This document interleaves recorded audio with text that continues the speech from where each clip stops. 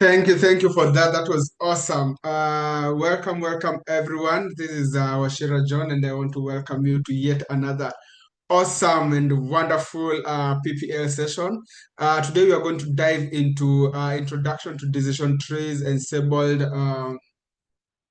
methods and bootstrapping. So I hope everyone is as happy as we are here.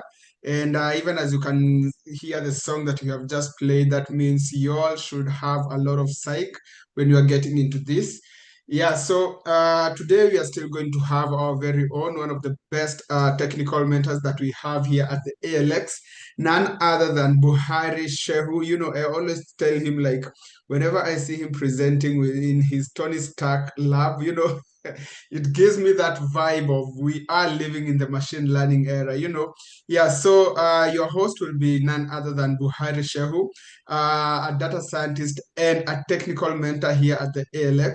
Rules of engagement, if you have any questions, kindly post them on the Q&A section, and also feel free to use the chat liberally and respectfully.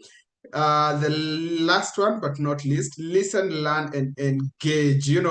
Don't fear to ask any questions and make sure you learn. Yeah, so let's welcome our one and only Buhari. How are you?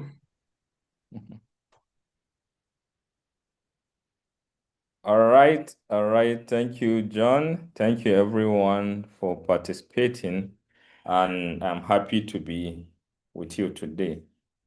So, being that today I'm happy, can you recall any childhood memories that make you happy?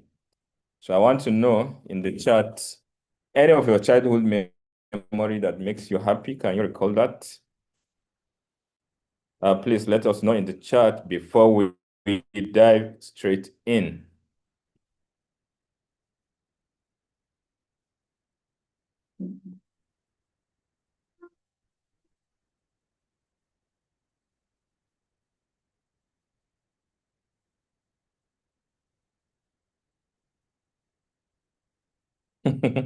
Oh, John is saying just playing and not having to pay bills. Okay. That's nice one. All right. Anyone? Anyone? In your childhood, you don't need to pay anything, just playing. But one thing about this life, as some people used to say, this life no balance at all. So somebody that is at childhood age want to grow up, and somebody that is grown up want to experience his childhood. So you'll see somebody that is famous, he want privacy. Somebody that is not famous want to be known by others. So you can see the irony of life. Okay, Sivu Yusiwe is saying that part. Okay, that part. BS worry was being home before the street lights come on. Yes, I can imagine how your parent tried to instill some discipline in you. Well, but it's a good one, and because of their training, we are here today. All right. So as for me, there are a lot of childhood memories that I like. One of which going to the river to swim, and your parents will not want you to go to the river, so usually there are some signs they used to decode. One, they will see your body will become white.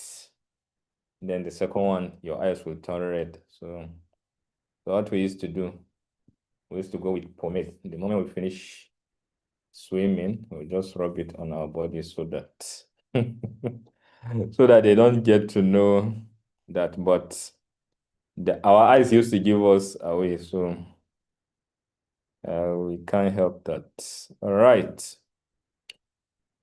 Now, what do we want to learn today? Well, we want to understand decision trees and ensemble methods. Not only that, we want to apply decision trees in building projects. And there's one other thing. Who can guess what is the third thing that we are going to learn today? Anyone in the chat? There's one other thing apart from these two. Anyone? Going once, going twice. So it means I will give the answer. So the third one, as I promised, last week, based on your request, we are going to deploy the project we are going to build today. So I would just like to ask this question. How many of you have, all right, sorry. Okay. Alan is saying, oh, thank you, Alan. I'm doing good. And I hope you are doing good also. All right. So as I said, we are going to apply decision trees in building projects. And not only that, some other ensemble methods, we are going to use them. And finally, we are going to deploy the project using one of those open source resources. All right. So for the purpose of this meeting, there are some tools we are going to make use of. One, we are going to make use of Google Colab is normal. That's what I use, but you can use Jupyter Notebook. That's using Anaconda. That's one. Two, we are going to use VS Code. And then three, we are going to use GitHub. So these three things. Then Streamlit, we are going to use this technology. So I hope, for example, if you have GitHub and VS Code, you can put two. If you have one of these, put one in the chat so that I will know for the purpose of those that want to code along. And if you don't have any, you can put zero. So in the chat, please. Oh, thank you, Sivui Siwe. All right, thank you. It seems we are good to go. Good one. So going by the majority, I can now assume, like using statistics, I can assume that majority of you have this. All right, so, but before we dive in, we need, I have this, this picture for you. And the picture is saying, first rule of programming, if it works, don't touch it. So do you agree with this statement? Yes or no? First rule of programming, if it works, don't touch it.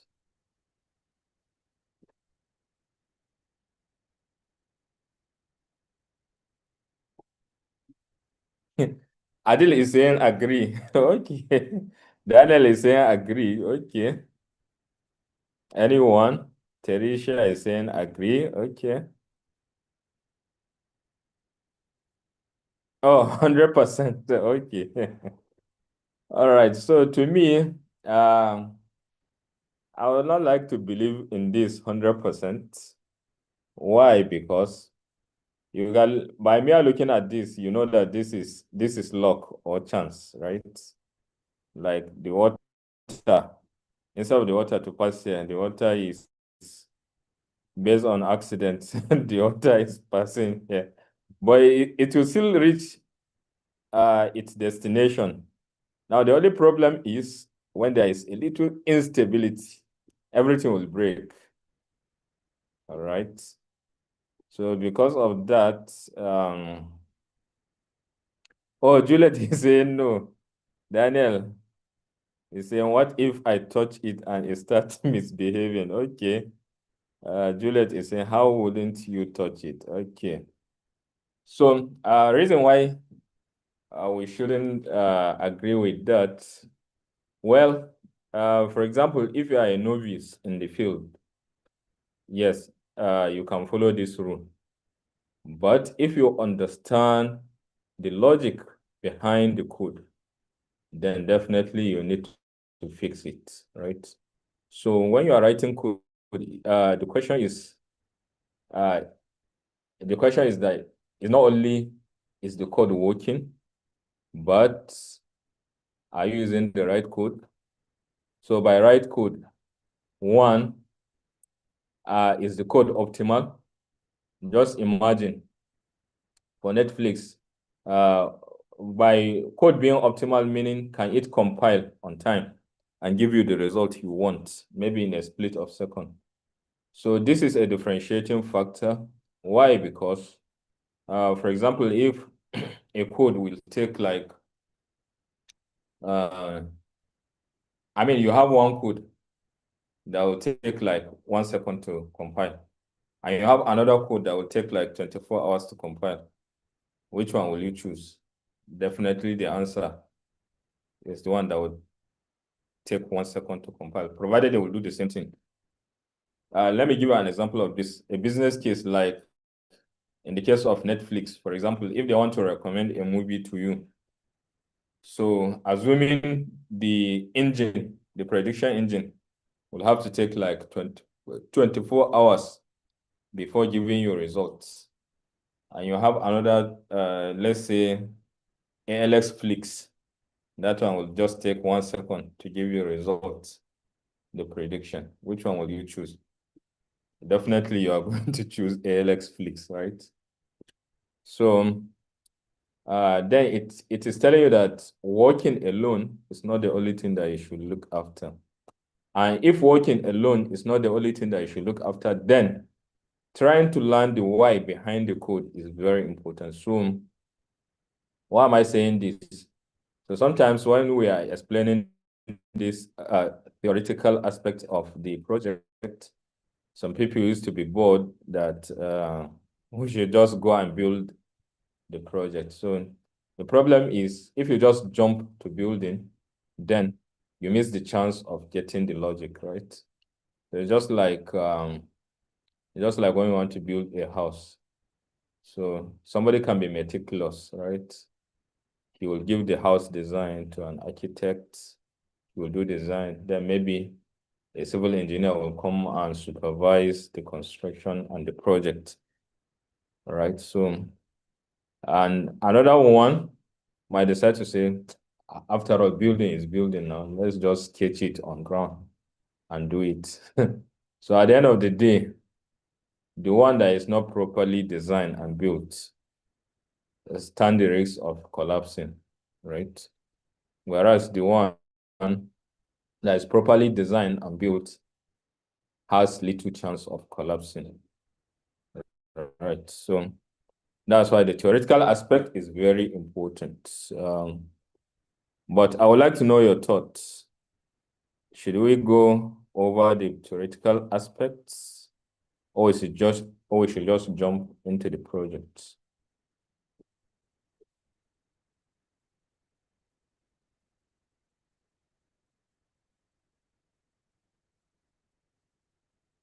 All right. So, okay.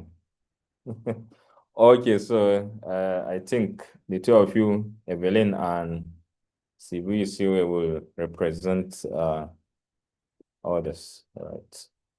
So what is a decision tree? Well, as the name implies, okay, I can see some other response. All right, thank you, Alan and Adil. All right. So I think you get the logic, right? All right, so what is decision tree? So that, right from the name, you heard the word decision, which means in this tree, a lot of decisions are made, right? So, and this is one weird kind of tree where the tree is upside down. The tree that we know in the world, we have the root down, the branch is up. But this one, the root is up, the branch is down. So it's kind of a weird tree. But how is it useful to us if it is weird? Well, it works by splitting the data into subsets based on the value of input features, creating a tree-like structure of decisions. So an example of this, for example, a bank want to build or automate loan approval process using customer information. So you have a bank, so the bank have a lot of customers, and these customers, they have a lot of attributes, right? So, and bank, one of their source of income is loan, right? So, but with every loan that they issue, there is a risk. How can they minimize the risk?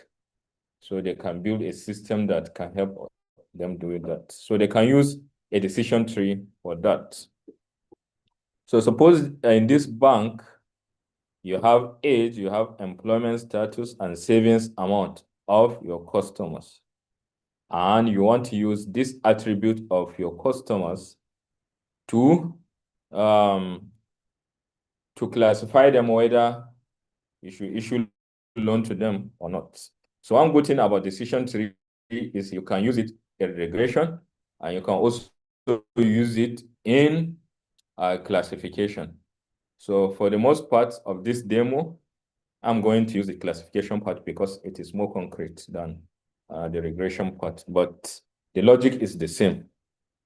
All right. So in this decision tree, well, you have what we call the root. Just as trees used to have roots, so this decision tree will also have its own roots. So the root is called, in the root, you have what we call a node, right? So that node is called the root node. So the starting point of your exercise is called the root node, right? Then, why are we saying it is a decision tree? Can somebody answer this?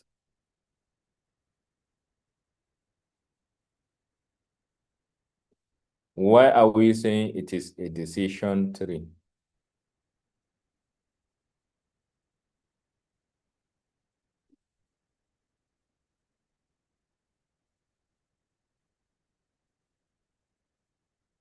All right, so the reason why we call it a decision tree is because at each node, so all these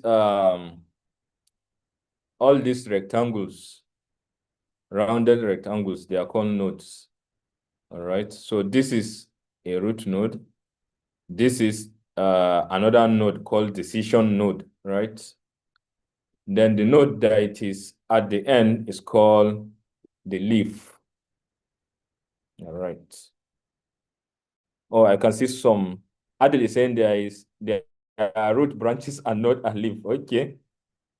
Alan is saying you provide it a condition to assess and give feedback is true or false. Yes, thank you very much.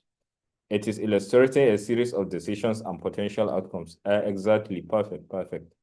So, so let's start with the structure of the tree first. In a tree, you will have roots. So the first node is called the root node, all right?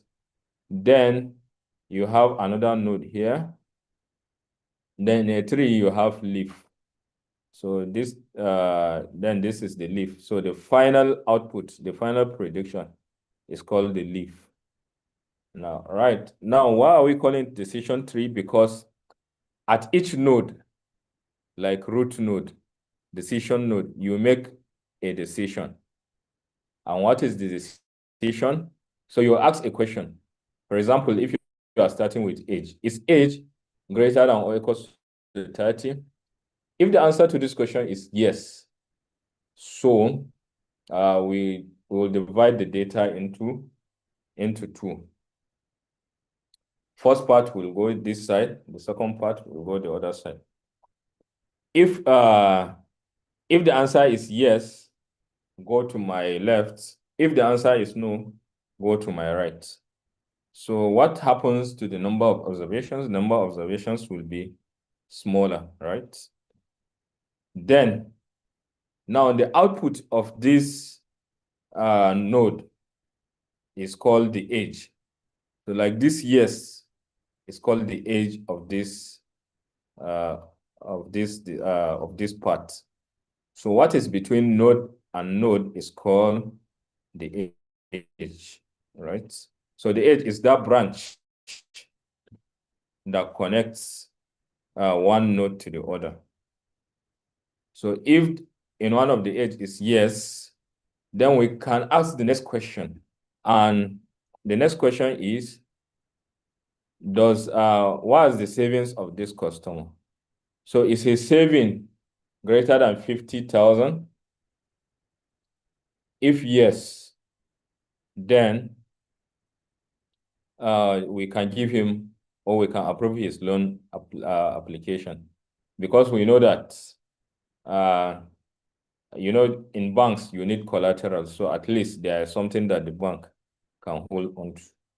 However, even when the applicant is more than 30 years and maybe the applicant is not working and he's not having any savings, meaning no collateral, no salary, then his loan will be rejected. All right.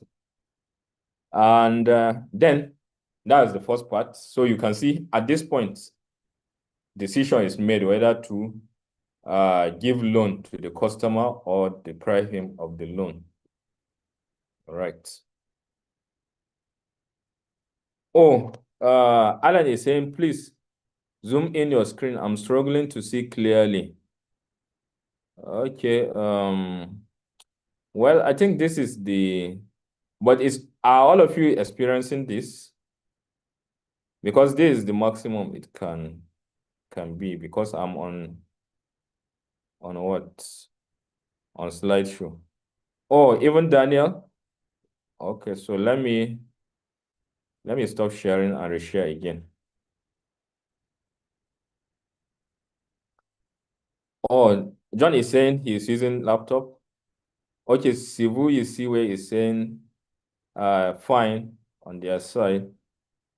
Okay, so it means we are having divided. So if you are using phone, please, what you can do, you can put it on landscape instead of portrait. So if you are using phone to watch, please use it landscape instead of portrait. Or Adil is saying you can also try Command Plus. Exactly. So please try that, or Control Plus if you are using Windows. All right. But nonetheless, I think let me just stop sharing let me stop sharing and share again.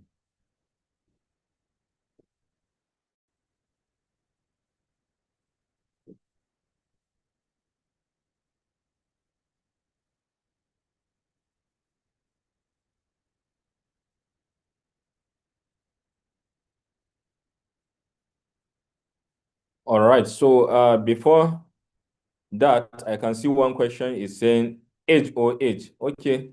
So we have two different things. All right. Okay, I can see the point of confusion. So the two different things is, this is called age. That's EDGES. That's the branch. So when you come down here, this is also another age. Despite the fact that here we are talking about savings, not age. All right. So this is another age. This is another age. All right. So, and then another thing about the tree is called the depth of the tree. All right. So the depth is the levels of the nodes that you have. So starting here, we start with depth 0, that's the root. Then we have the depth 1, we have the depth 2. So this is also very important, because sometimes when you are training your decision tree, now you have the liberty to select the depth that the tree should go. Now, if you go and put a tree that is very deep, the problem will be that it will reach a situation whereby you have what we call overfitting. Overfitting in the sense that maybe it may be that at the first instance, almost all the observations are having their what? Are having their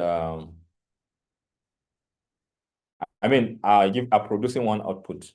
So in that case, the decision tree will memorize the data without learning anything from it.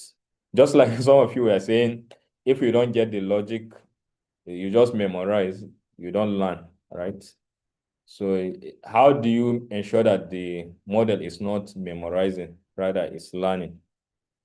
Then by controlling this depth, you can achieve that. Now, choosing this depth is something that you have to maybe sometimes do trial and errors. Because if you go and build a shallow tree, maybe the depth you put 1, then you risk the problem of underfitting, meaning the decision tree is oversimplifying the data, right? So in the case of overfitting, it is overcomplicating the data model. Whereas in the case of underfitting, it is oversimplifying the data, right? So in order to prevent that, you choose your depth carefully, all right? So does that make sense, or is there anything that I need to go over again before we proceed?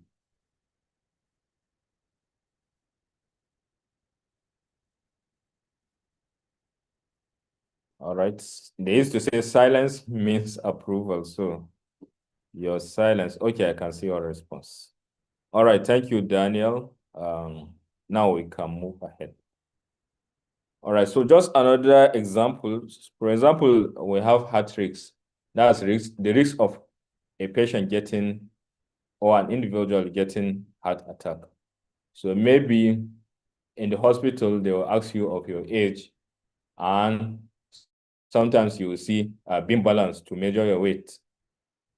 And sometimes they will ask you of your smoking status, right?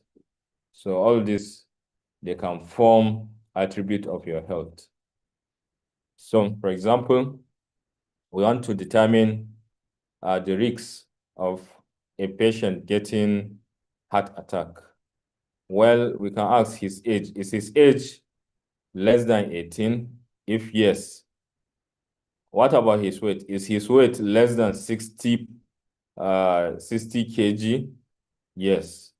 So he is at low risk, meaning all those patients that are, or all those candidates that are less than 18 years and they are not heavy, then the risk of heart attack in them is very low.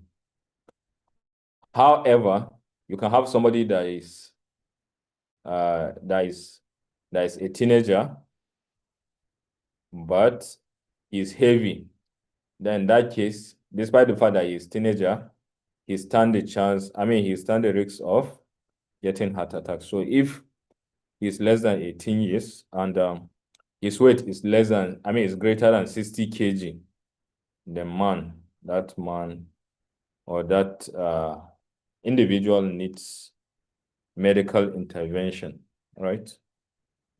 Then we also have another one. So for example, if the root node, so for example, that's one classification of the age. The second classification, you may have 18 and 30. So here in this model, it's classified as low risk. So this is typical of a machine learning model. It may just decide to categorize all these ones as low risk. But in real medical terminology, this might not be the case. So we are not saying that all those between 18 and 30 are at low risk of getting heart attack. That's not the insinuation, just to simplify matters. Then, if his age is is greater than 30, and he is a smoker, then he is at high risk of getting heart attack. If he is a non-smoker, he's at low risk of getting a heart attack.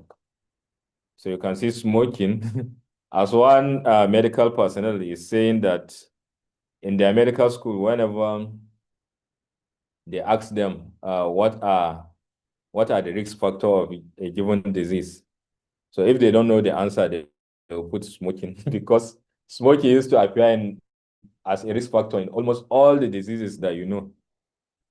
So it's just like it's similar to what some people used to do in secondary school. For example, if they ask you to list characteristics of something, so maybe you list only two. And if those characteristics are like 10, then you list only two, then you put ETC, meaning etc. So that is similar to what they do in medical school. If they don't know the answer, they will just put smoking and make their life easy. All right, so that's that. Now enter the ensemble methods. So what are ensemble methods? They used to say two good heads are better than one, right? So the power of the collective, meaning in most of the models that we treated before, we are treating only one model. How about if models can collaborate? Like you have one model collaborating with another model in order to achieve one goal. That's make prediction. That's the wisdom behind the ensemble methods. So this ensemble method, they combine predictions from multiple models. So these multiple models, they are called the weak learners, right? Okay, Alfred is saying political instability is a factor that affects anything. All right, that's it. So all those models, all those small models that are contributing, they are called weak models, right? Or weak learners, or base models. So when they come together they are stronger, right? It's just like broom. So if you have one strand of a broom, like our local broom, you can easily break it.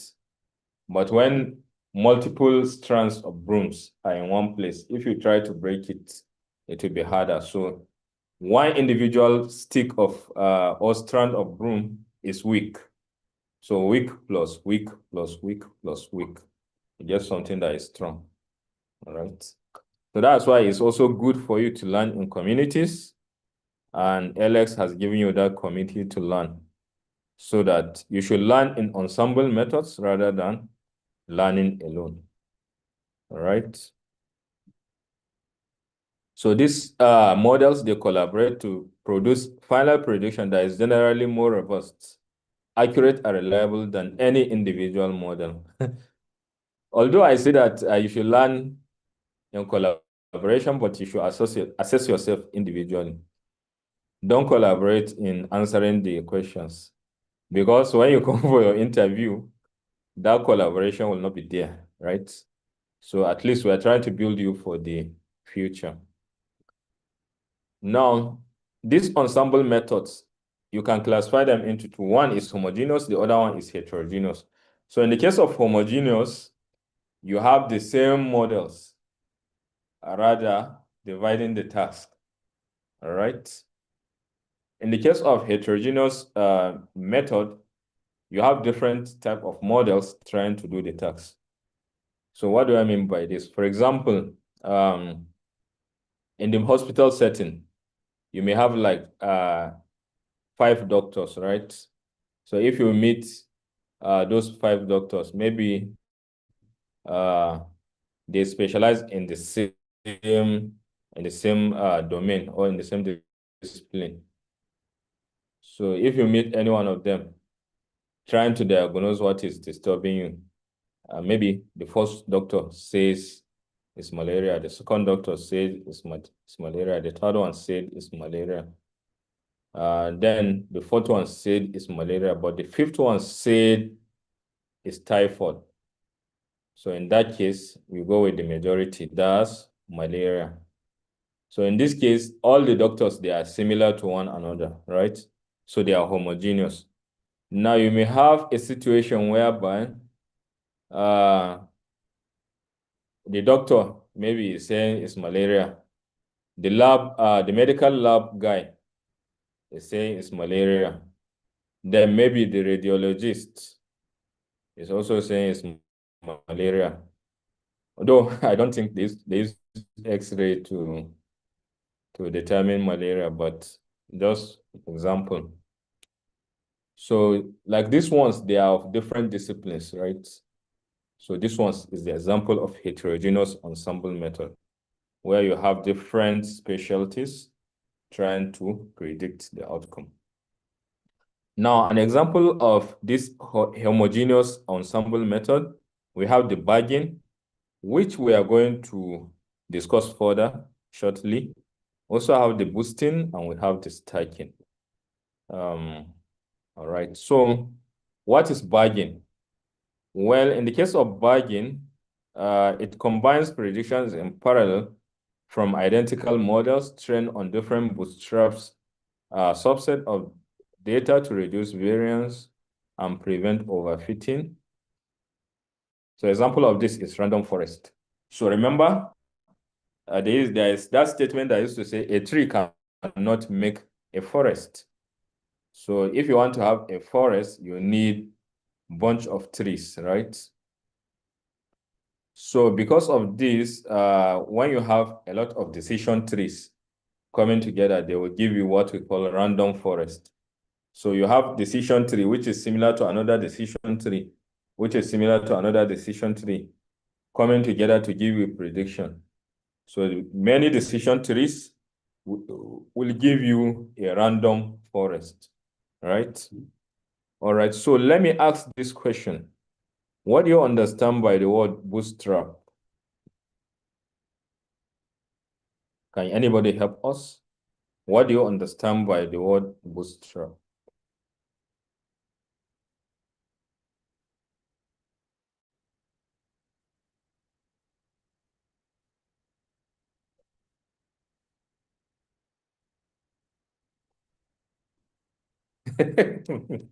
John is saying a strap in a boot. Okay. I don't mean your shoeless or that rope that you put in the boot. All right, so the meaning of this, there's what we call sampling. Oh, the spelling. So the spelling is on, look at it here, bootstrapped. All right. Or Adil is saying use existing resources. So what do we mean by bootstrap? I know you all know the meaning of sampling, right? So what do I mean by sampling? For example, in a class of 50 students, when you pick 10 out of that 50, you are sampling from the class, right? So that's sampling. Now, there are different ways you can pick 10 from the class. One, you can be picking 10 without replacement. So the moment you pick first 10, you can pick 10 5 times before the class, you pick everyone in the class. So in that case, that is sampling without replacement. Then you also have the second case. Maybe you randomly pick 10 students from the class. Then maybe you give them assignments. They do the assignment, then you bring back those 10 students, making 50 again. Then the second one, you randomly pick another 10. So the first, somebody that was picked once stand the chance of being picked again because it is a random process. And the second set also stand the chance of not being the same as the first choice, all right? So this kind of sampling with replacement is called bootstrapping. So what we normally do, given your data sets, assuming you have your data sets like what we're having on your screen, you can see blue, blue, blue, then amber, then what's the name of this color? Then red. So you see, assuming all these ones, they are data points, right? So when you do your random sampling, that's bootstrapping. At the first instance, like here, so how many do we have here? 1, 2, 3, 4, 5, 6, 7, 8, 9, 10, 11, 12. 13, 14, 15, 16, 17, 18, 19, 20, 21. So we have 21. All right.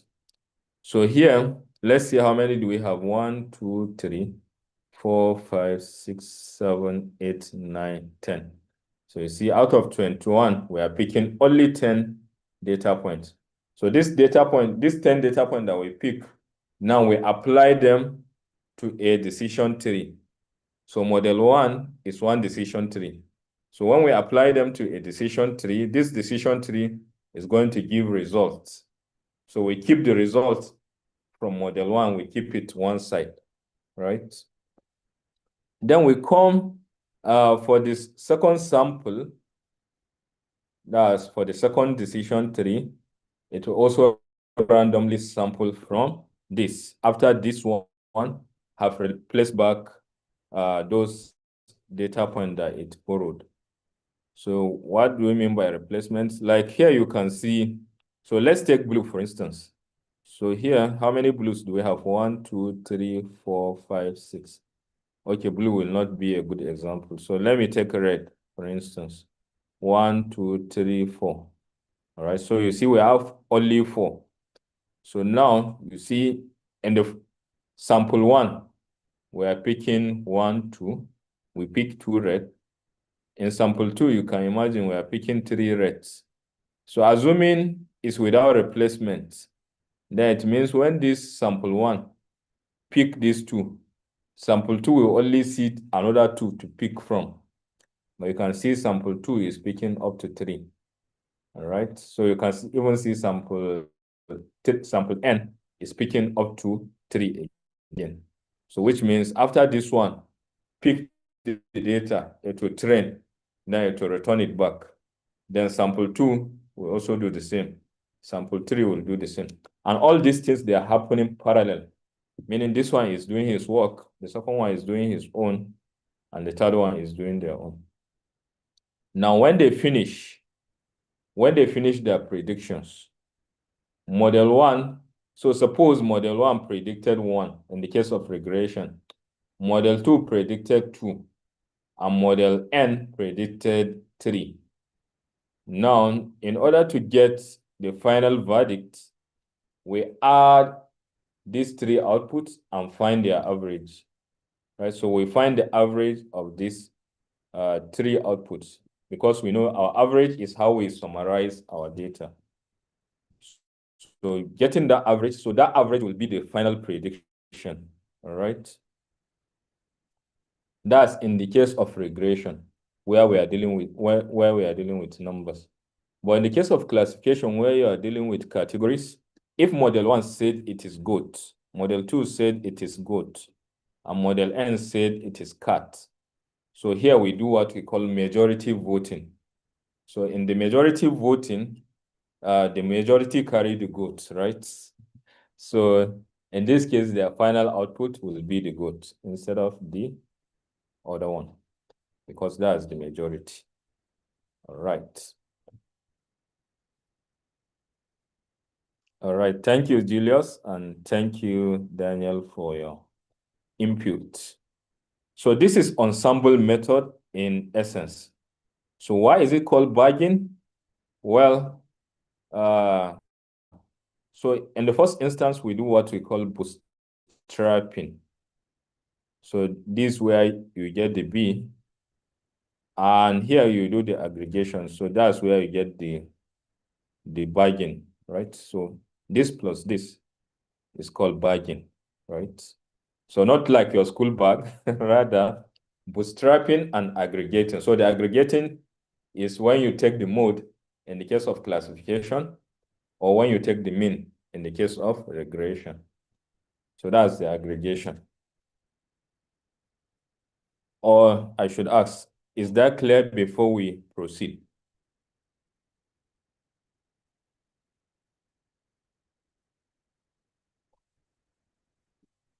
So silence means it is clear. All right. So the second one is called boosting. How is boosting different from bargaining?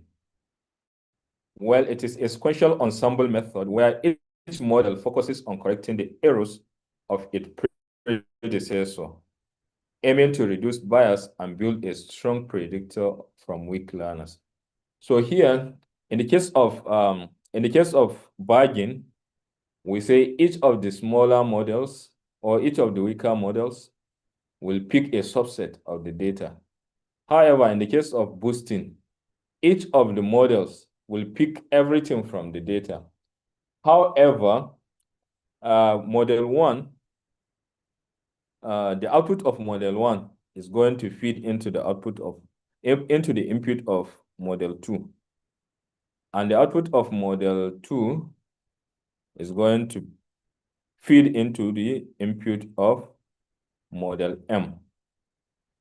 Why are we doing this? Because model one will make mistakes, either having errors or it will make mistakes. That's the errors.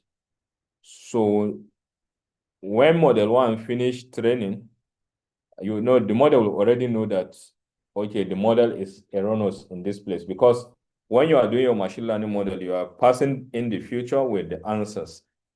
So when it will just do the comparison, what is the model predicting and what is the actual answer? So it will compare the two. So whichever answer it gets, it's to know that, okay, this particular observation, the prediction is correct. This particular observation, the prediction is wrong.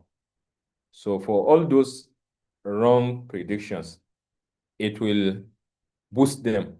So that's where the boosting will come in. So all those wrong predictions, it will boost their coefficients. Then after boosting their coefficient, it will feed it into the second cycle. That's into the second model.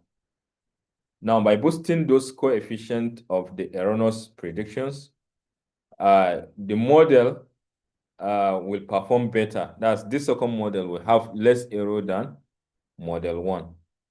So that's how it is going to continue until you reach a point where you have the final strong model. Now, an example of this is the ADA boost, the gradient boosting, and the SG boost, the light GBM.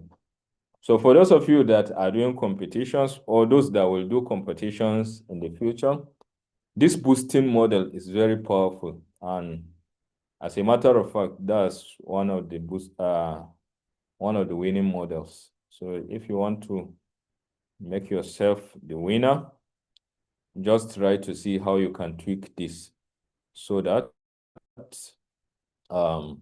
you can emerge victorious. I hope this answers the question. Oh, Teresia is saying, what is the meaning of bargain? So coming back to this, we say the bootstrapping, that's where you get the B. Then the aggregation, that's where you get the argin, right? So if you add bargain, that's how you get it. But in essence, we say bargain, you randomly sample and you get a subset, then you make predictions, then the results, you aggregate. So the aggregation, if it is regression tax, you get the average. If it is classification tax, you get the mode. All right, I hope that answers the question, Teresia. All right, so we can proceed. The last one that we're going to talk is stacking. So how is this one different from the other two? In this case, the base models are trained on the original data. So this is a situation where we are using different models, and their predictions are used as input features for the meta model, which produce the final prediction. So this is just like when you are having a supervisor and the supervisee. That's the people that the supervisor is supervising.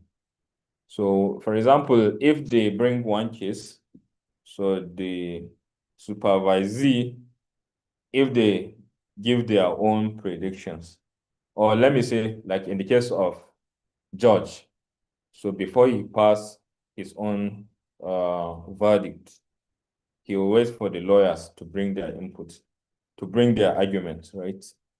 He will also call the plaintiff and the accused. They should give their So he's just going to bring everything together before passing the judgment.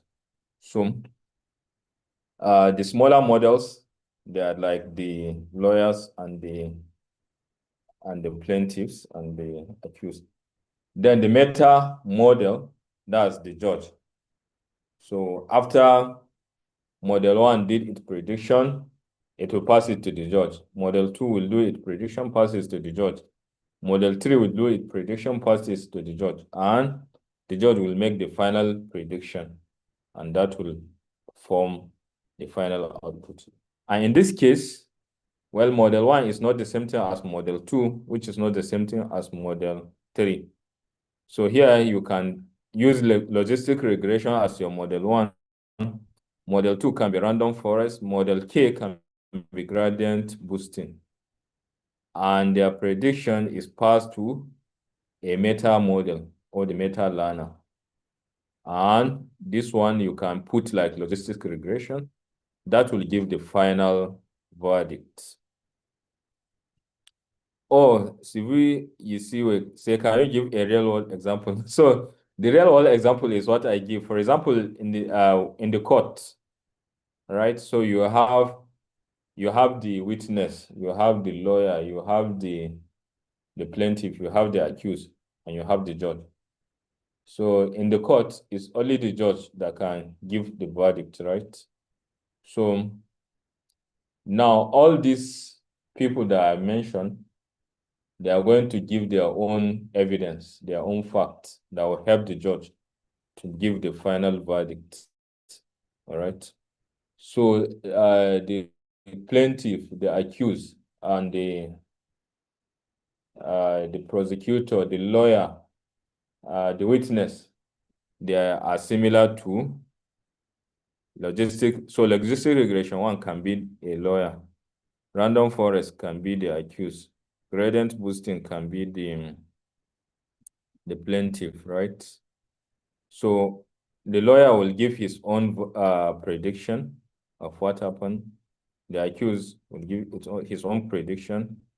And the plaintiff will also give their own prediction. Then the judge is already jotting all their predictions, right? Then when they finish, the judge will read the verdict based on this and this, based on constitution of this. I hereby declare that you are free to go home. You are not a culprit, right? So that's the final prediction. I hope this answers that, but if not, you can also ask further in the chat. All right, so now we go into the demonstration of this project. So I know that some of you will say you want to get the link, so let me try and give you the link.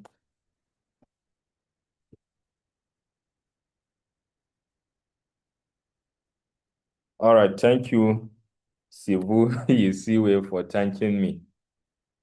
Oh, Adil, so I've already preempted what Adil will say. You already asked the link to the notebook. So the link is in the chat. All right. All right, so we have already discussed this theory. So now, what is the project that we want to build today? We want to predict trip duration using decision trees. So why is it important for us to predict trip duration? That's the business context. Well, one, we can improve the ride-hailing efficiency. So if you are using Uber or Bolt or any of those ride-hailing applications, knowing the trip duration is very important to this kind of companies. So how can you predict those trip durations? It's very important. Now we can also optimize driver allocation. So if these ride-hailing companies know the duration of each commute, then they can know where to place their drivers, so that at a press of a button, in the next 4 minutes, the driver is already available for you. Then it also provides better estimation ETA, that's to the users, that's estimated arrival time or estimated time of arrival. So these are the reasons why we need to predict the duration of a traffic. The data set that we're going to use is the New York City taxi trip duration data set. So this data set is a real world data set, and it contains a lot of features. The data set, you can obtain it from Kaggle by clicking this link, of course. Now we can start by running our our notebook. So usually you import pandas for data analysis, NumPy for numerical analysis, PyPlot for visualization, including Seaborn. Then you need to split your data, standard scalar, decision tree. You need to evaluate your model using mean squared error and R2 score. So this decision tree regressor, that's decision tree. Then here you can see random forest regressor. So these are the ensemble methods. You can see from sklearn.ensemble, import random forest. The bargain aggressor is also part of the ensemble methods. The other boost regressor, the gradient, all of this, they are there, right? Next, we try to load the data. So here, in my own case, I've already loaded my data on Google Colab. So with this, I'm able to pull the data from there. All right. So now this will help me to mount the drive. So my drive is already mounted. So if you check here, you can see the drive here is already mounted. All right. So from here, this is the URL to the data set, and I can run it now. It is loaded. So after loading this, you can have a snapshot of the data set by saying df.head. So when we are looking at this, we can see that we're having ID, vendor ID, pick up date time, drop off date time, passenger count, the latitude, we pick the passenger from the longitude, we pick the passenger from the drop off location by this, and also the store and the trip duration. So here you can see the trip duration is in seconds, right? So the first trip duration is 455. The second one is 663 seconds, like that. So after loading this data set, we can check something like the shape of the data set. So here we can see how many, 1, 2, 3, 4, 5, 6. So we have 1.4 million records, meaning we have 1.4 million trips in 11 columns that we saw. You can also do data df.info, and this will give you things like the memory size. So you can see this one is consuming 122 MB. So when you are having a video with this may be very small, but in terms of computing, this can be significant if your computer is not robust.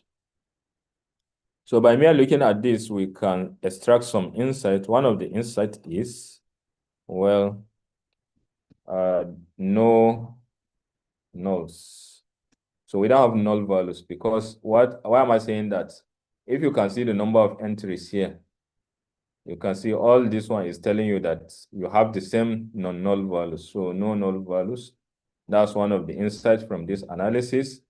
Then the second insight is, so you can see the pickup date is in terms of objects, meaning date is not in the correct format. In the correct data type, meaning if we want to use this date in our model, we need to transform it before we can use it. So these are some of the things that you can extract from here. And what again? So I can see, I can say these ones, they are enough. So because we don't have null values, we may not need this step. And but if you like, this is how also to check for null values. df dot is null dot sum. Right? Then next up, your analysis, it can be of different types. You can have diagnostic analysis, you can have descriptive, prescriptive analysis. You can have descriptive analysis. You can have predictive analytics, right? So the kind of analysis that you do in EDA fall under descriptive analysis. So here we say df.describe. This will give us this. So here, from here we can see, right, even before we do anything, we can see ID is gone. You can see this ID is gone. And as a matter of fact, we don't even need this ID in our model, because your registration number will not determine how you perform in an assessment. So we don't need this in our model. Similarly, vendor ID, what can we see from here? We can see that for the vendor ID, how many vendors do we have? We have only 2 vendors, because here you can see the minimum is 1. Then the 50% is 2. Maximum is 2. So we only have 2 vendors, which means we may not need this vendor ID in our prediction. All right. Then passenger count. So you can see the minimum number of passenger is 0. And how is it possible? Okay, yeah, it's possible if you have only the driver. That's if you don't consider the driver as a passenger. But I would like to think of it. It will make business sense if we have what? If we have at least 1 driver. So one of the transformation that we do here, we can drop records with 0 passengers. All right, so the maximum number of passengers we have is 9. All right, so maybe then the peak of longitudes, where we are having negative numbers here, this is valid number when it comes to longitude. You can have negative. The peak of latitude, this is also valid. Then what again? For this one, drop up, that's also the same. Then in terms of the duration for the trip, see the minimum duration you have is 1 second, and the maximum duration is this. So maybe if we analyze this is about 3.5 million. So let's try to consolidate this 3.5 million to see whether it's possible to have this kind of duration for your trip.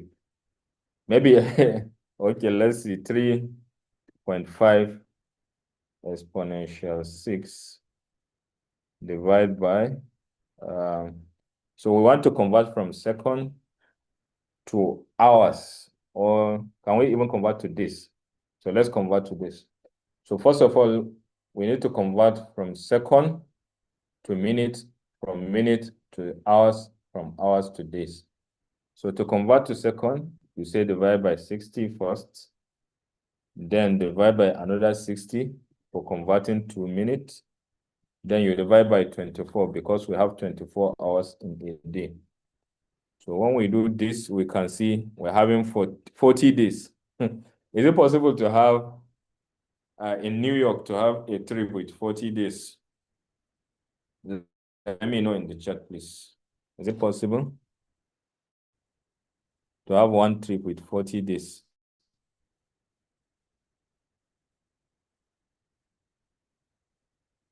All right.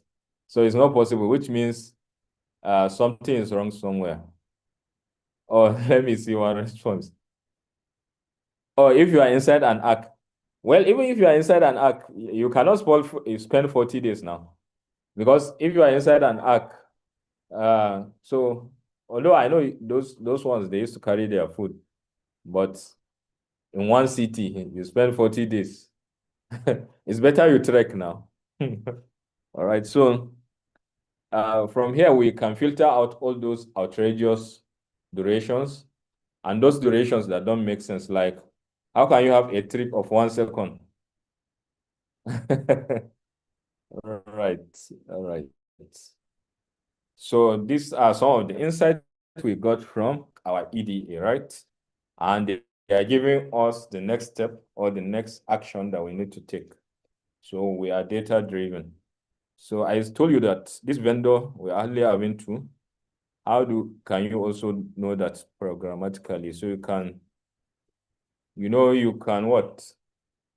If you want to select only one column from your data, you can say df, then you just call the name of the column. So for example, if you want to select only ID, you call the name of that column, you select that.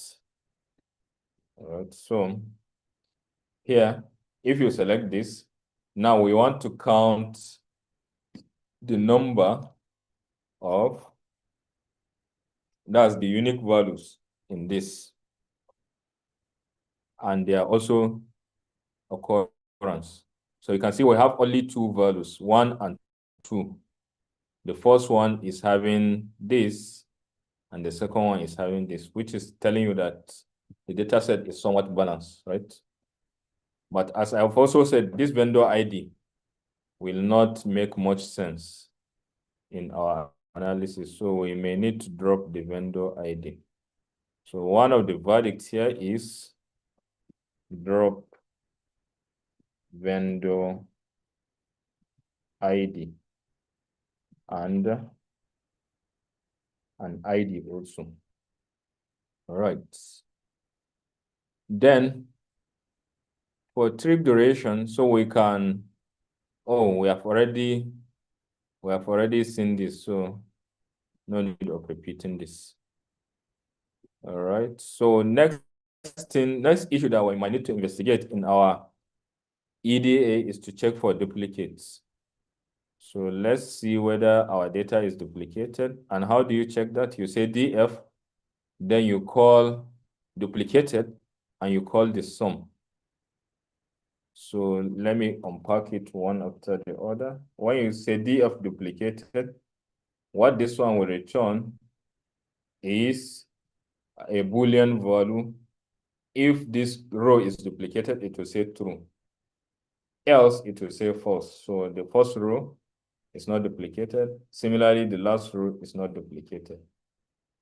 So if we want to count how many rows are having true, that's how many rows are duplicated, then you say dot sum. All right, so this dot sum will give you the number of rows that are duplicated, and we saw that you have 0 rows that are duplicated, so we don't have these issues. Now, next up, we now delve into what we call feature selection and feature engineering. So remember, we say it's not all the attributes that will be helpful in our model, right? So how do you know all the columns that you have in your data set? You can say df dot columns, right? So this will give you all the columns. So remember, we say we are going to drop ID, vendor ID. Now this pick up date time, remember we say we are going to transform it. The drop off time, we don't need this because it is already captured in trip duration. Okay, what do I mean by this? So the drop off time. So when you look at pick up date time, let's visualize the data so that we are on the same page. df dot head.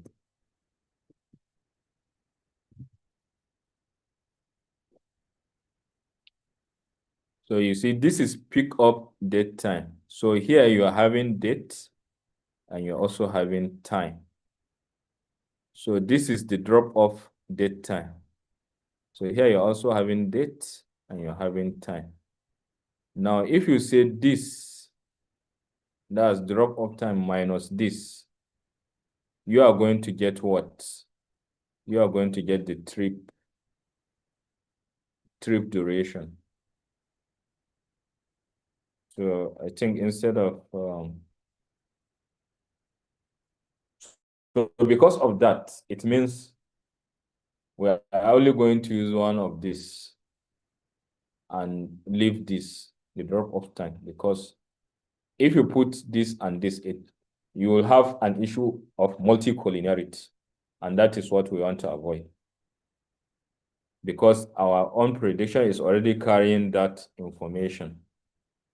All right, so here we'll drop this drop off time, where we include passenger count. Maybe the number of passengers will help us with that. But the pick up longitude and latitude, we may drop them off for now, even store this. So here in essence, we are going to pick this pick up time and what? The trip duration. So can we use this to predict our trip and passenger counts, pick up time, and trip duration? So can we use this and this to predict our trip duration? That's the question we want to answer. So in order to do that, first of all, we need to convert to date time. So our pick up time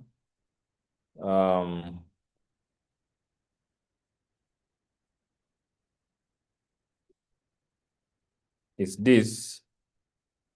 All right, so let me unpack this.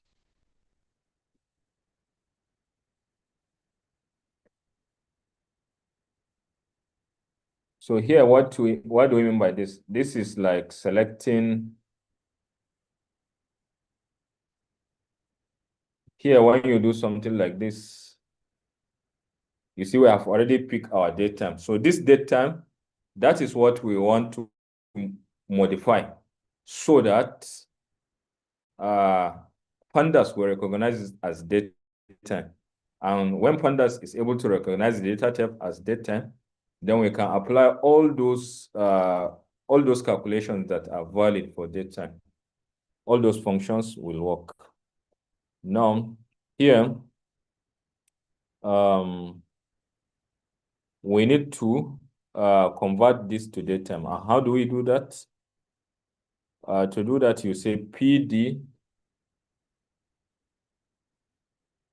dot to date time.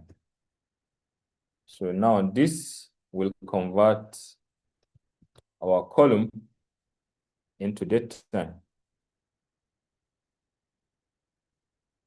What is the issue? Oh, spelling.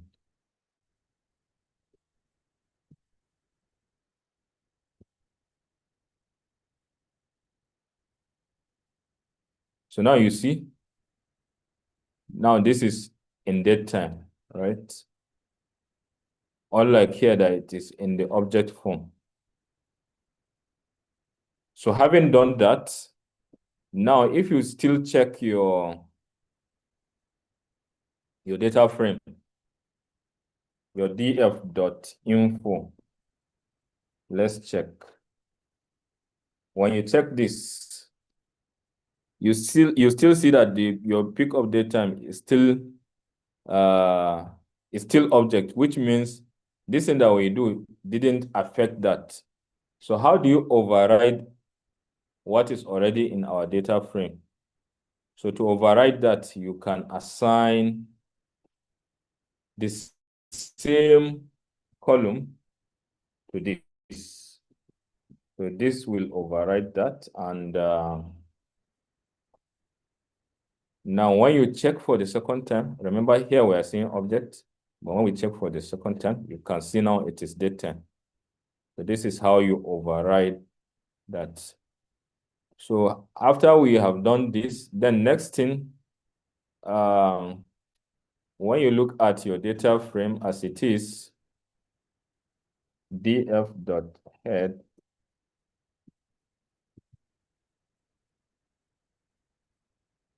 now you can still see your date time, and the data type is date time. However, the date as it is like this will not be good for our analysis. Now we need to be more granular, right? So how do we ensure that granularity is enshrined? So we'll create additional columns in our data sets. So those additional column, one, we will extract hour from this time. Then we'll also extract the day of week. That's why are we extracting hours?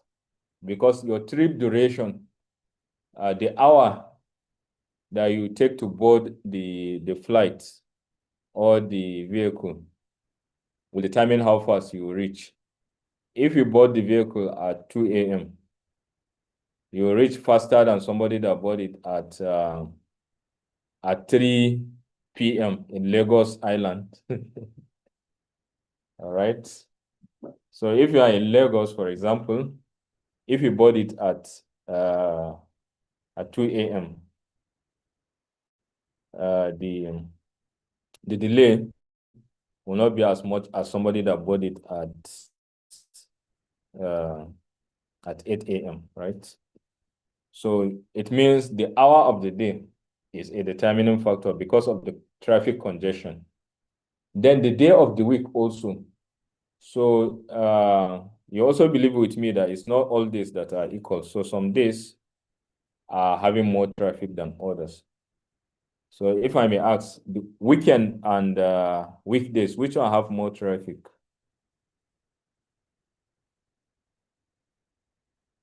Anyone?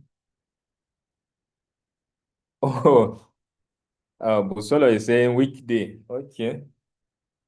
Anyone? So definitely weekdays have more traffic. So it means the day can also predict the duration of the traffic. Then months also, like here in Nigeria, we have those months that we call the ember months. I don't know whether the ember months are also applicable in Ethiopia and in Kenya and Rwanda and South Africa and all other African countries. But here in Nigeria, we have the ember months. So the month also might determine the duration that you take in your traffic. So it's good if we can extract the hour, the day of week, the month from the data set, from this date time, and we assign them as attributes. So to extract our day of week and month, we say df.pick of data .dt.hour. So this will extract the hour for us. Then this will extract the day of week, and it will assign it to another column called day of week, which originally is not part of our data. Then this will also extract month and assign it to column month in our data set. So when we do this, and now we can do our df.head, then you can see we have the hour, day of week, month, right? All these ones are added. Now, another thing, you remember, another thing that can also influence how long your trip will last is the peak, the distance, right? So this longitude and latitude, they can give us our distance. So if we know the starting longitude, that's the peak of longitude, the dropping longitude, then the peak of latitude and the drop of latitude, then there's a formula that we can use to calculate the distance. And what's that formula? The formula is called the Hiver formula, and it's given us this. So this formula is complicated. I know it's not all of you that like mathematics, so let me not aggravate your case. I will not explain this. But if you want me to explain, then I will explain after the class if we have time. So whichever the case, this formula will help you to get the distance. Okay. Adil is saying yes. So do you want me to explain? Is that what you mean by yes?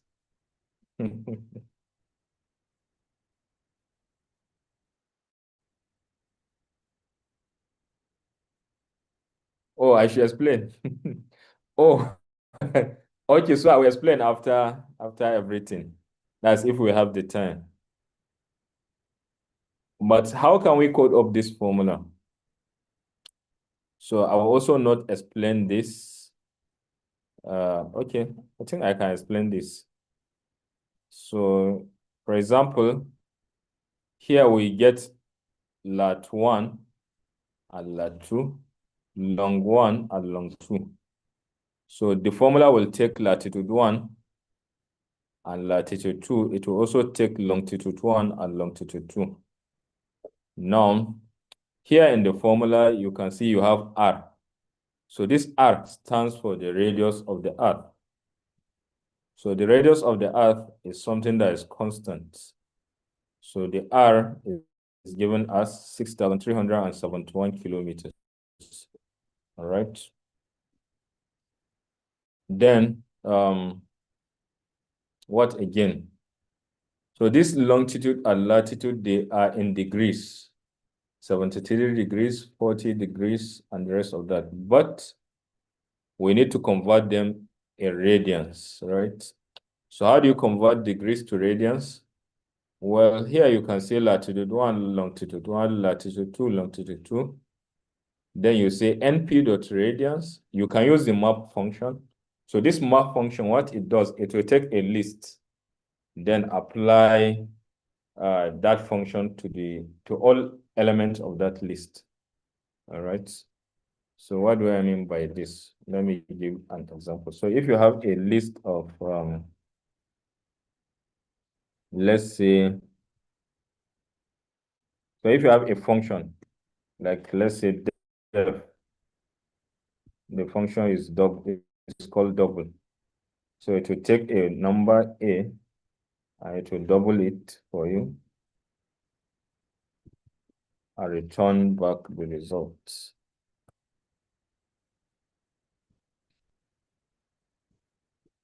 Oh, or 2 times A. So this is your function. Now, if you have your list, let's say num is equals to 1, 2, 3, 4. All right. Now, how do you double all this? So you can use the map. So calling map, now we can say we want to apply this double. So double, we want to apply double function to the num. That's the num list. So when we do this, so this is what you get. And now you can convert this to lists.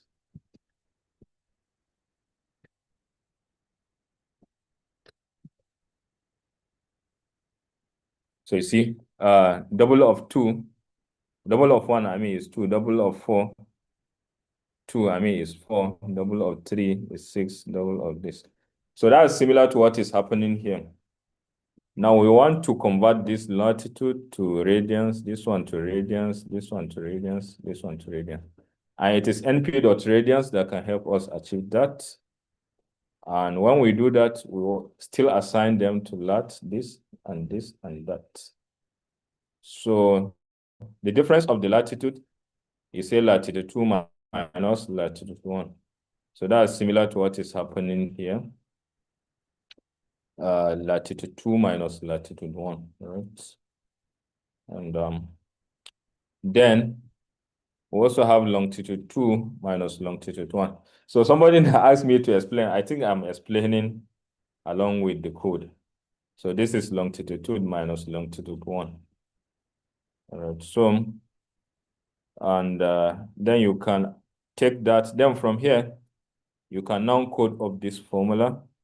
So here we have 2 times R times arcsine. That's, if you remember, NP dot sine. So your A is NP dot sine. That's the rate of that. It's just this formula that we try to code up here. Like this square is this square that we're having. Where is it? This sine square. And this sine square, that's what we're having there. And this cos lat 1, lat 2, cos lat 2. So if you look at it here, cos lat 2, cos lat 1. All right. So that's, in essence, that's what we have. And it's going to return C. So C is 2 times this. And remember, we have R. So R times C. So that's what the function is going to return. And then from here, we can get our distance in kilometers. So this is another feature that we are going to engineer now. And to do that, we just apply Hoover sign, the one that we just defined here. Then we impute our this and this and this and this. This will give us our distance. So when you check this, now your distance, these are your distances in kilometers. All right, so apologies for those of you that feel like you're having headache because of this explanation, but I think it's worth it, right? Now, next thing, remember, we say all those trip durations, we are going to like take all those trip durations that are greater than 5 times 60. All right, so what is 5 times 60? That's 5 seconds times 60. That's 5 minutes. So any trip that is less than 5 minutes, we are not going to include it in our calculation. So that's what this thing is doing. Then we are also going to exclude any trip that is quite so long, like the trip that reach 40 days. How are we going to exclude that? By doing this. All right, so applying this and applying this. Now, remember, initially our size of our data is about how many? 1.4 million. Now, after doing this, you can see the size of your data will reduce to what? 1.2 million, right? All right, so having done this, we have engineered our features and we have already selected features of interest. One of the features that is of interest to us is the passenger count. Another one is the hour of the day of week, the month, and the distance. All right, so this is, in essence, we have done what we call feature engineering, right?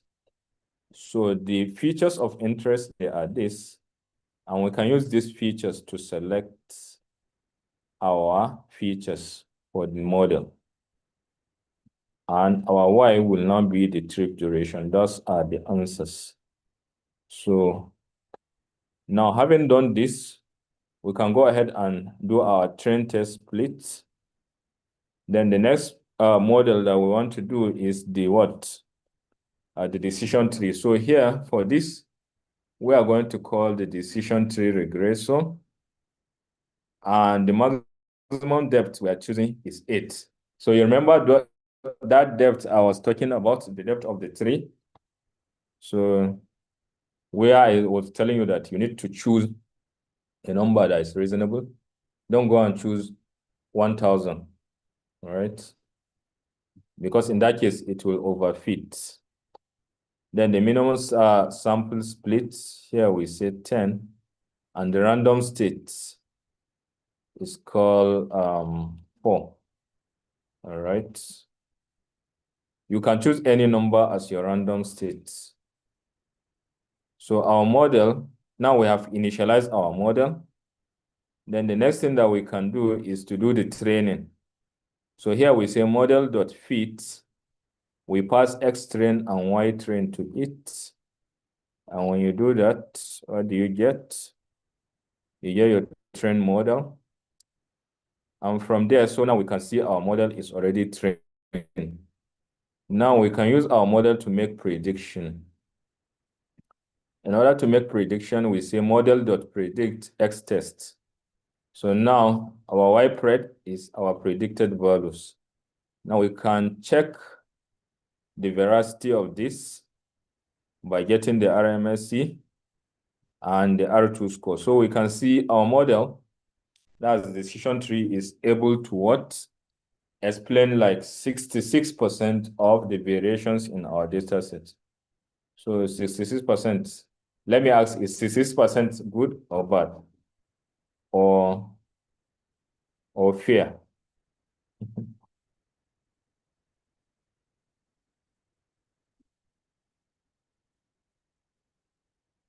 All right. So remember, then the next thing that we can also check is to check. Remember, we say that ensemble methods, they should be usually better than the other models, right? So here I have created a function that will do the training, the evaluation, and the rest of that.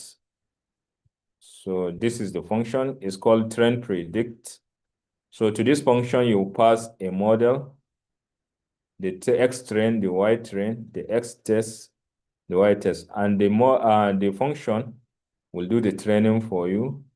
It will do the prediction for you, and it will calculate the MSE, the RMSE, the R2 score, and it will return those values for you.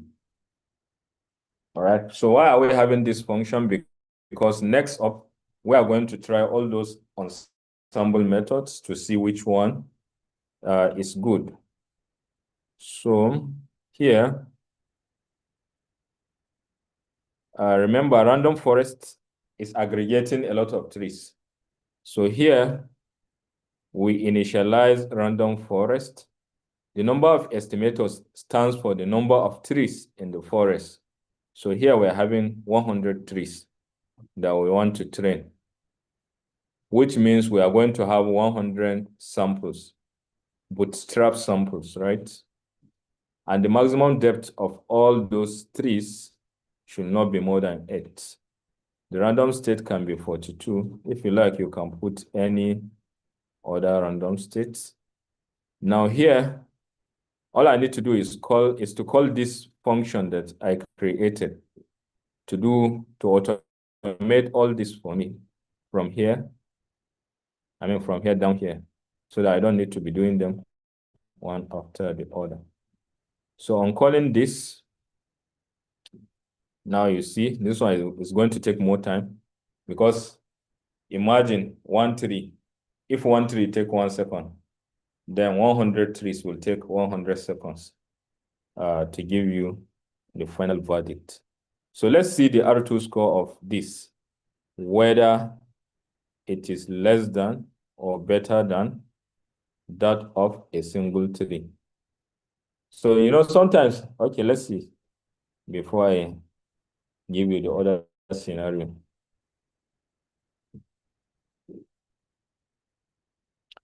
Now, for the purpose of time, while this is doing the training, the next step we are going to go is called deployment.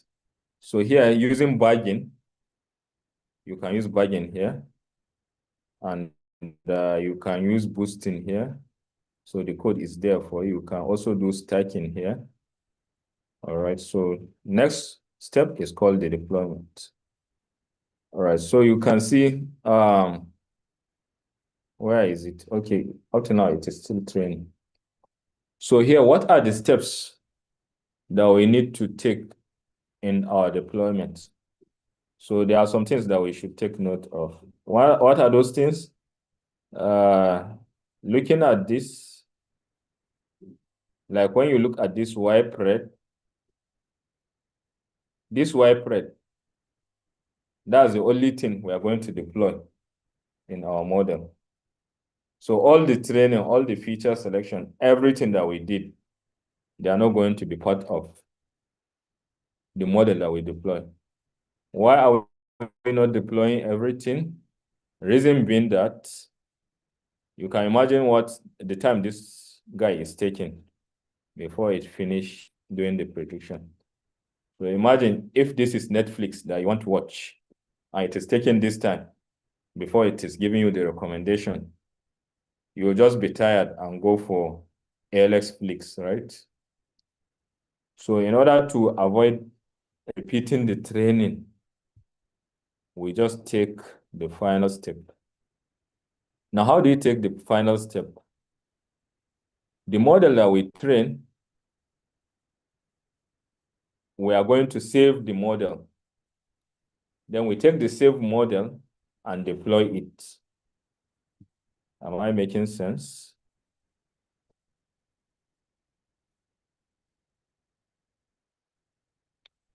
If I'm not making sense, just make it, say it so that I can come back to it.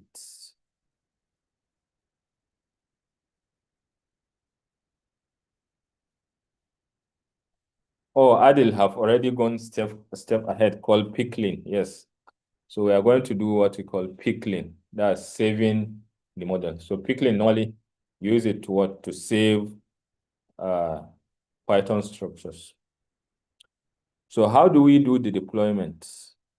Now to do our deployment, first of all, we create a repo on GitHub. Then we are going to clone the repo to our local computer. Then we are going to copy all project files in the local repo. We are going to save this model in .pkl. Then we are going to use Streamlit. So if you don't have Streamlit install, you can install it. Then we are going to write application dependencies in requirements.txt. We are going to update the remote repo. We are going to sign into Streamlit with GitHub, and we are going to deploy the app from there on. So in order to save the model, we import what we call job lib. And this job lib, we call a function called dump, and this will help us. Oh, this one is already running. I think let me just terminate this. When you get it, you can run it from your own end. So for the meantime, let's just deploy the decision tree. All right, so if decision tree does what we want to deploy, remember the name of that, we call it model, right? If you look at this, where is it? We call it model. So here, this model, we have already trained it. So that's what we're also going to save. So what do you want to save? You want to save model. And what is the name? We want to call it model.pkl. So this, now we have already saved our model. And if you look at this, you can see the model here, model.pkl. So this model.pkl, that's the only thing that we are going to deploy. So we don't need the training and the rest of that. All right, so the next step, we are going to create a repo on GitHub. So to do this,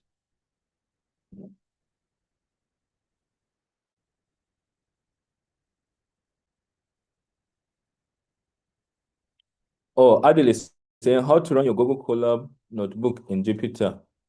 It asks for permission to use your notebook. Okay, I don't get it. So Well, if you are following what we are doing, oh, Juliet, today's lecture, not really following. Juliet, can you tell us where we lost you? And you see, that's also one of the reasons why I don't want to do deployment, because I don't want to confuse a lot of people.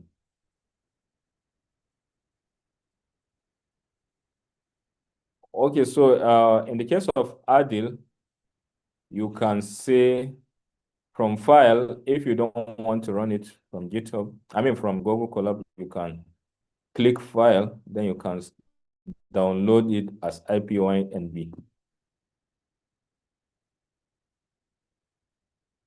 All right, so Juliet, please, if there's anything that you are confused about, please let me know so that. All right, yes, we'll do deployment. So now I'll need to go to my personal email. So I'll say GitHub. Now you log into your GitHub, then you come here.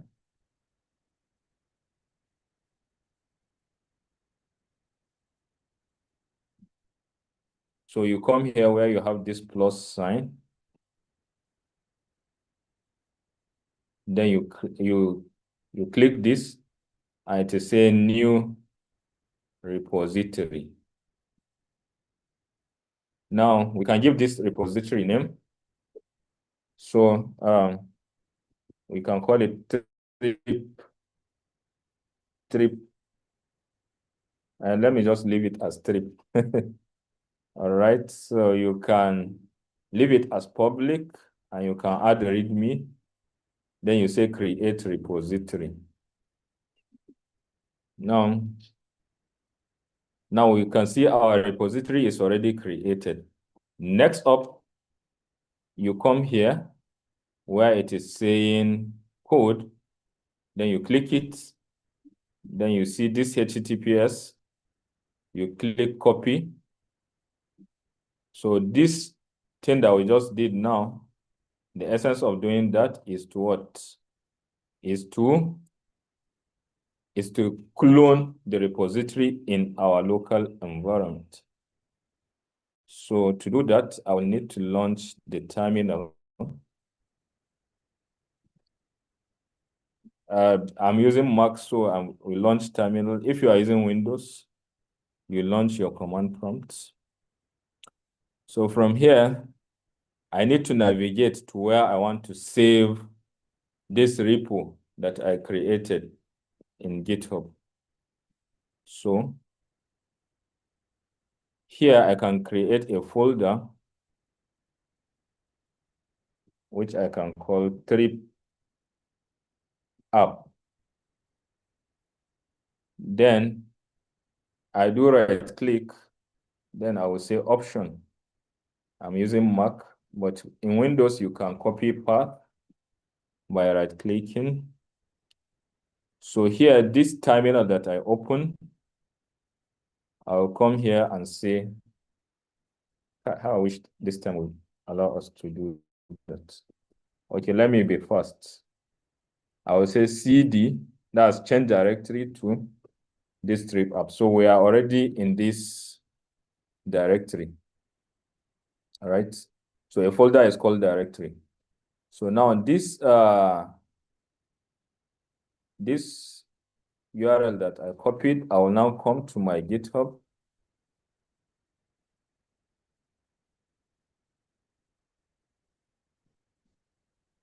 I'll come to my my terminal. Then I will say git clone. Then I will paste the URL. Now it is cloning, and it is done. It has already cloned it. So when you check, you can see your trip already. We have only README, right? Now next up, we can come back to this. Remember, we have our model. Remember, we say this model, we are going to deploy it. So I will download the model.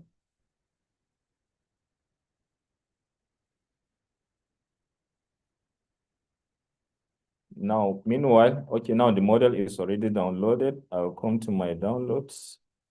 Then I'll copy what I have already downloaded. I'll say, then I'll come back to my document trip app, trip. So inside here, I will paste this, right? Now, next up, I will create an app. So this app is a Streamlit app, and it will allow us to interact with these model predictions. So how do I create this app? I can launch my VS Code. So from this VS Code, I can open. So remember, okay. So we are here in trip app trip. So I want to open this. So here I can add what? A file, which I can call app.py. So from this, remember, this is going to be a Streamlit app. Oh, Juliet is saying from the decision tree to bargain, I don't understand how we can predict with them. So Juliet, for the bargain case down to the boosting and the rest of that, I didn't treat that. But in essence, all the procedures for doing the training and prediction is the same. So if you remember how we do that using simple linear regression and multiple linear regression, it's still the same. It's the same procedure, no any changes. So I hope that answers the question. So here, we are going to what? We are going to say import Streamlit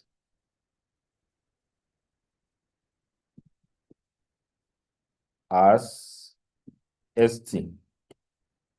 Then we say, oh, there's mistake here. So if you don't have Streamlit installed, you see this on zigzag on the line. Then we say import pandas as pd, import numpy as np, import, do I need matplotlib? No, but I need joblib. Import joblib. Then when you import this, this is our Streamlit app. What's the issue here? Okay, we'll see. We'll see about that. The Control S.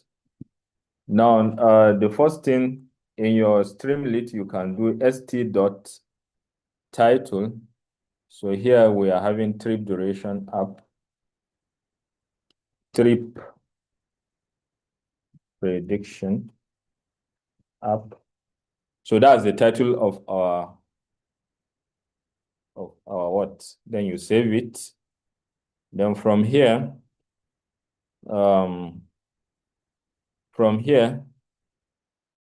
we can start viewing our application. So I can open my terminal from this. So from this terminal, you say Streamlit run. So I want to run app.py. All right, so you can see my app is now already running locally. You can see the trip app that I put there. All right. So now, what else can we add to this?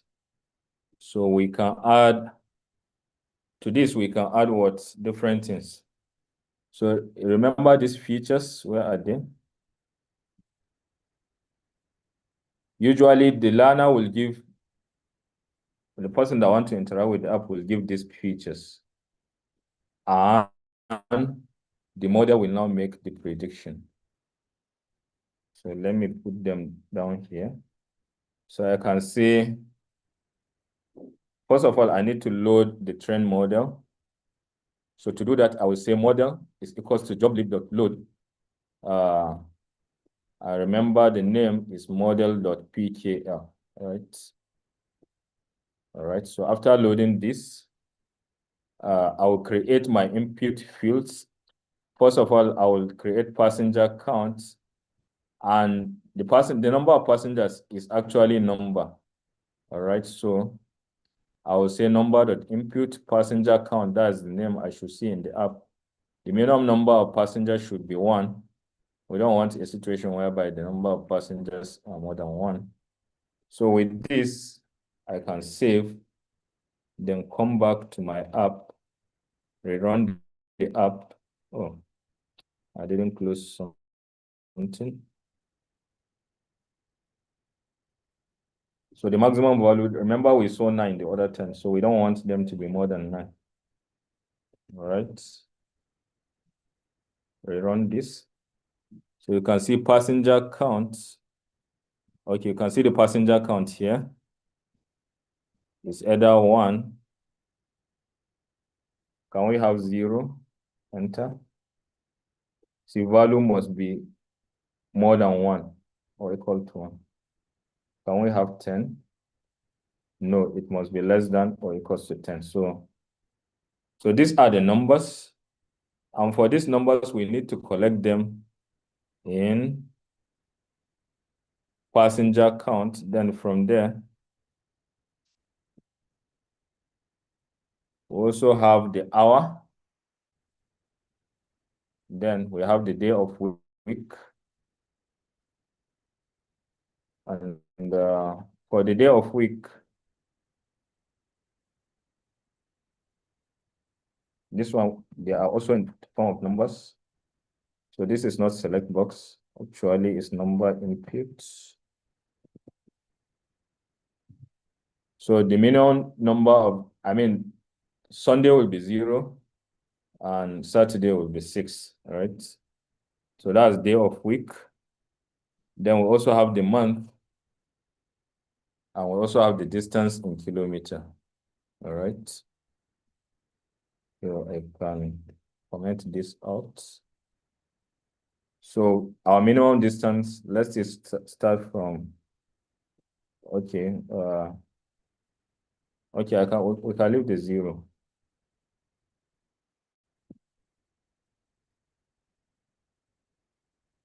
All right, so now when you reload this, you can now enter these values. Then when you enter these values, you need to make predictions. Ladies and gentlemen, I think we have to stop here, but when we come next week, what we will do, we'll continue from where we stopped. But if you can also do it, you can actually continue from here. But because of time, we have to stop here. Next week, we'll continue. So I hope this is okay.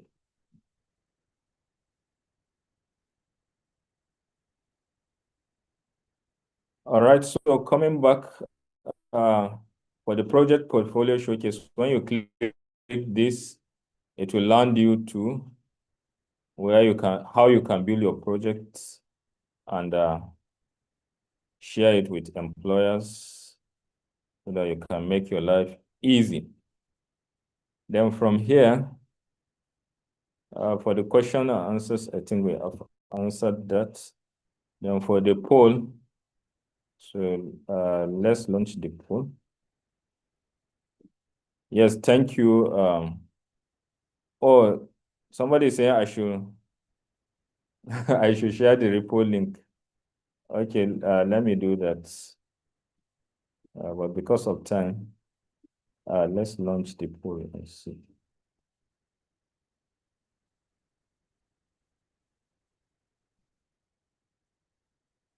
So please, the poll is live. Please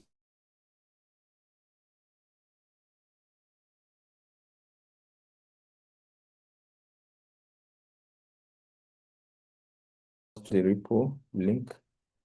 I will do that. But this repo is even empty as it stands. So Um, when next week come. However, the link is in the chat.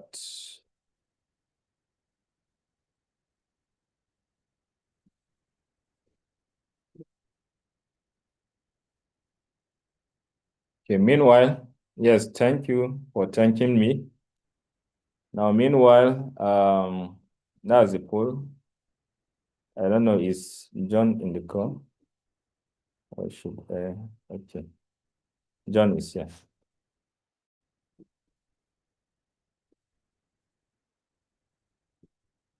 All right, over to you, John.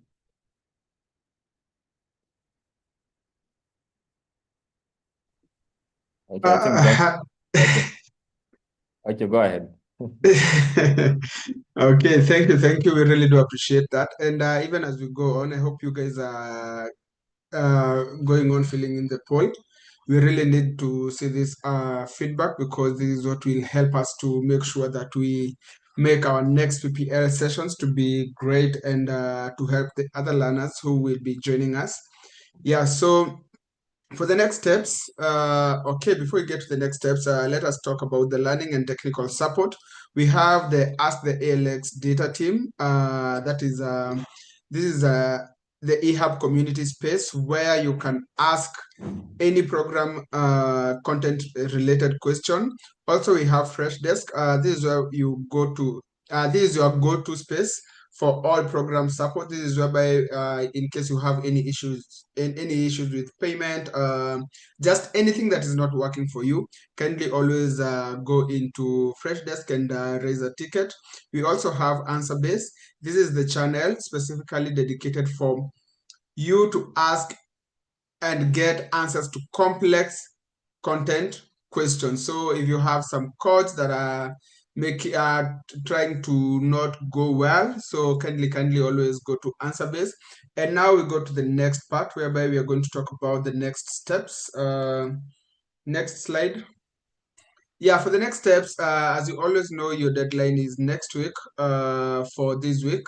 And as were talking about the decision tree, so the code challenge that you're supposed to be working on, it's due next week on 19th May. Find our session recordings and resources on the program eHub space. Any other time that we get to have these sessions, we always upload these recordings so that we make sure no one is getting to be left behind, either you were able to join or not. And also remember, you're not alone in the community. Engage with your squad, ask for clarity, and post your wins, challenges, and new insights. And with that, see you next Wednesday, same place, same time. Cheers and all the best. Great week ahead, guys.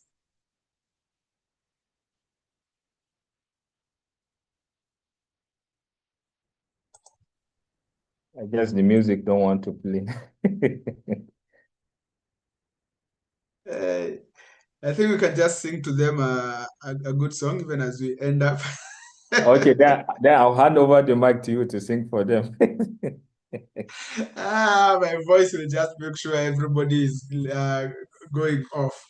But all in all, thank you guys for joining and thank you for being here. Let's see each other the next week, even as we continue with the learning and knowing more about decision trees. So cheers, guys, and next time we'll make sure that the music is playing. Thank you, thank you, thank you.